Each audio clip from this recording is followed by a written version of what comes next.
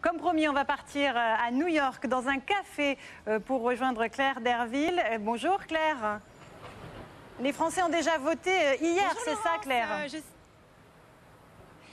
Absolument, en effet, les Français d'Amérique ont voté hier avec le décalage horaire et c'était une première.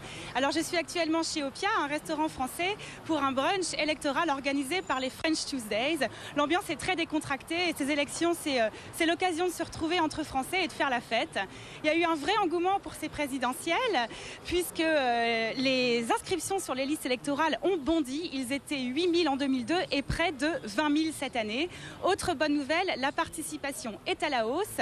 Près de 40% des électeurs se sont rendus aux urnes contre 30% en 2002. Alors en 2002, les Français de New York avaient plébiscité Jacques Chirac à 27,68% des voix, quasiment ex aequo avec Lionel Jospin. Et Alain Madelin était le troisième homme du scrutin avec 13% des voix. Alors comment les Français de New York ont-ils voté cette année? Je vous retrouve tout à l'heure, Laurence, pour les résultats. C'est bien, rendez-vous noté Claire. Et on va partir tout de suite à New York rejoindre Claire Derville pour les premières réactions des Français de l'étranger. Est-ce que Claire m'entend? Elle est en direct de New York. On est au début de l'après-midi, Claire. Allez-y.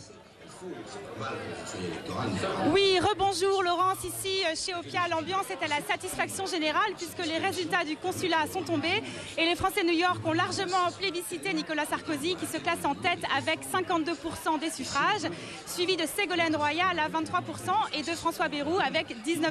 Alors en dehors de ces trois candidats, eh bien, les autres sont quasiment inexistants. Jean-Marie Le Pen a obtenu 1,9% des voix, Dominique Voynet 1,7% et les autres, ma foi, sont quasiment proche de zéro. Alors je suis en compagnie d'Antoine Blec qui est restaurateur, qui a voté Nicolas Sarkozy. Antoine, est-ce que vous êtes content?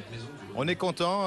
Sarkozy, pour nous, ça représente un peu le candidat qui a le plus en lui ce qu'on apprécie dans les qualités humaines quand on vit en Amérique, évidemment. Et bon, les chiffres, on ne sait pas, ça va être dur au second tour. Mais enfin, le principal, c'est qu'à Opia, il y a du monde et il y a une bonne ambiance. Merci beaucoup. Vérane, vous avez voté Ségolène, vous êtes heureuse?